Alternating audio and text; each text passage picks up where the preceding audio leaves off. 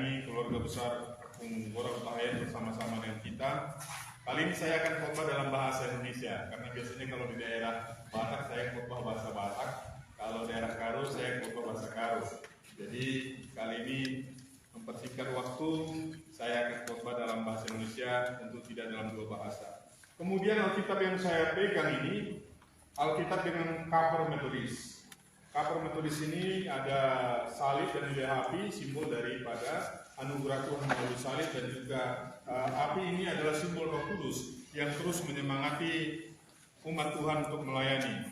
Kemudian di cover yang bagian dalam ada John Wesley dengan kudanya, karena memang dia dengan kendaraan kuda lah dulu memberitakan Injil di Britania, di Inggris Raya.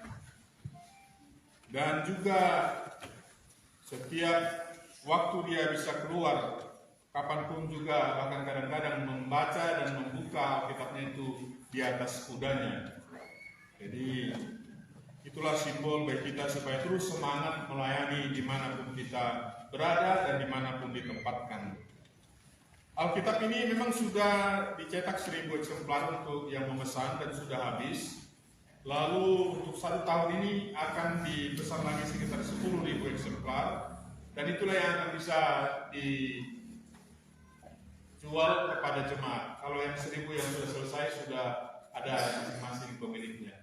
Untuk sementara demikian dulu penjelasan kami mengenai Alkitab ini, dan kita akan mendengarkan firman Tuhan. Mari kita bersatu dalam doa.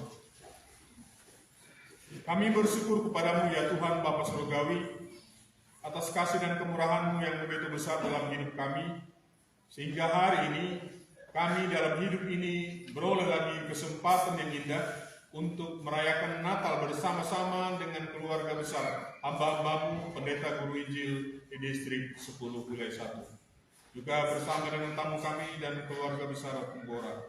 Terima kasih Bapa, bersama-sama dengan umat-Mu kami mau menerima firman-Mu dalam perayaan Natal ini, firman yang menjadi kehidupan dan kekuatan bagi kami. Berfirmanlah Tuhan kepada kami, kami sudah siap sedia mendengarkannya. Dalam nama Yesus Kristus kami berdoa. Amin. Saya akan baca dengan terjemahan baru 2 Alkitab kita ini dari Lukas 2 ayat 14. Kemuliaan bagi Allah di tempat yang maha tinggi, dan damai sejahtera di bumi di antara manusia yang berkenan kepadanya. Kemuliaan bagi Allah di tempat yang maha tinggi, dan damai sejahtera di antara manusia yang berkenan kepadanya. Tema Natal kita tahun ini mengikuti Natal nasional, kemuliaan bagi Allah dan damai sejahtera di bumi. Kantor wilayah kita dalam perayaan tahun ini membuat subtema menyatakan kemuliaan Allah dan menghadirkan damai sejahtera melalui kepedulian sosial bagi sesama. Ini adalah khotbah saya yang ke-6 dengan tema dan topik yang sama. Pada tanggal 1 2 kali khotbah ini sama, kemudian distrik 8, distrik 9, dan distrik 7, dan distrik 10 untuk hari ini. Mudah-mudahan yang bersama saya tidak bosan mendengar penjelasan, dan juga uraian saya tidak akan jauh berbeda-beda. Penulis Injil Lukas adalah penulis yang mencoba untuk memberikan penjelasan kepada yang mulia Theophilus. Pada waktu itu penjelasan dan berita mengenai Yesus Kristus dan para pengikutnya belum banyak, sehingga dibutuhkan satu uraian sejarah, satu catatan penting tentang peristiwa-peristiwa dalam kehidupan Yesus Kristus yang datang ke dunia ini, dan juga kehidupan para pengikutnya. 2 kitab yang ditulis oleh Lukas, yaitu kitab Injil Lukas dan kitab Kisah Para Rasul. Dan melalui tulisannya inilah juga disebutkan bahwa para pengikut Yesus Kristus itu untuk pertama kali disebut sebagai Kristen. Pemerintahan Yunani pada waktu itu berkuasa untuk berbagai daerah di Timur Tengah, termasuk di daerah Israel, orang Yahudi, Bethlehem dan sekitarnya. Butuh penjelasan yang logis. Siapakah Yesus ini? Apakah Yesus ini hanya tulisan mitos para penulis Yunani? Apakah Yesus ini hanya suatu cerita tentang kebijaksanaan tertentu tanpa kenyataan? Ternyata penulis Lukas mau memberikan penjelasan bahwa Yesus yang lahir ini adalah Yesus sejarah. Disebut sebagai Yesus sejarah karena memang dia pernah lahir di bumi ini, hadir dan hidup serta berkarya dalam hidup ini. Tetapi kehadirannya dalam sejarah bukan hanya kehadiran ya secara alami saja, karena kelahirannya sudah dinubuatkan oleh para nabi ratusan tahun sebelumnya. Maka berita tentang para nabi dan nubuatan para nabi dibangkitkan kembali melalui uraian Injil Lukas ini. Theophilus yang mulia, beginilah cerita tentang Yesus dan para pengikutnya.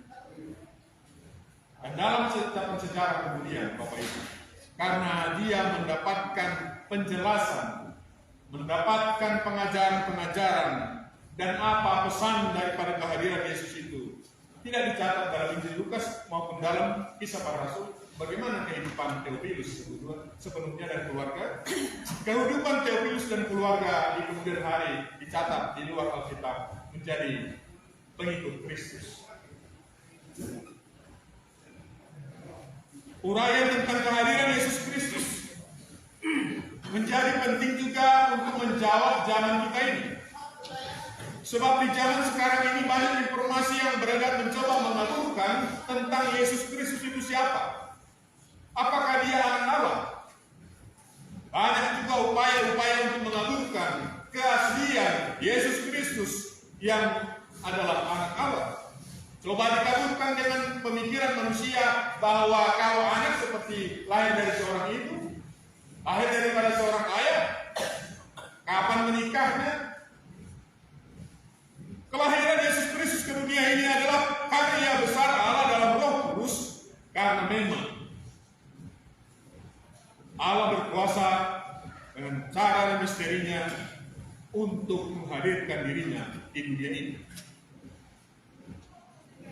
Kehadirannya adalah untuk mengasihi manusia yang berdosa. Kehadirannya adalah untuk menebus manusia yang sudah berbuat salah. Kehadirannya adalah untuk kembali mengajak dan mendekatkan serta merangkum manusia supaya dekat kepadanya. Kehadirannya dalam Yesus Kristus supaya manusia yang tidak kudus, supaya manusia yang najis, manusia yang sudah kotor bisa kembali bersih, bisa kembali suci, bisa kembali kudus, bersekutu dengan Allah yang Maha Kudus. Kehadirannya itu diberitahukan kepada para gembala. Kehadirannya diberitakan melalui para malaikat yang hadir pada malam itu di padang yang begitu gelap, bahwa bersukacita pada hari ini juru selamat dunia datang. Juru selamat dunia datang untuk semua bangsa.